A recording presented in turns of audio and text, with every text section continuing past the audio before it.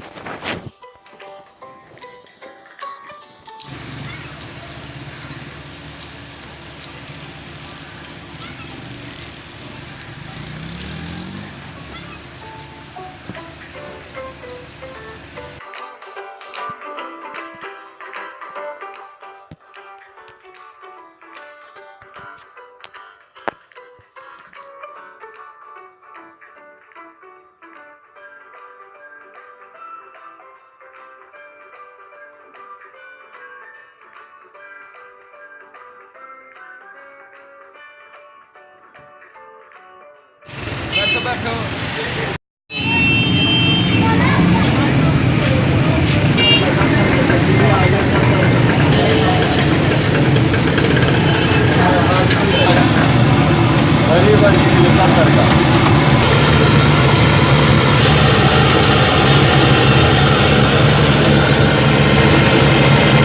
जबरदस्त कढ़ाई करके मुझे क्यों निकालने वाला नहीं है, देने वाला गोश्त।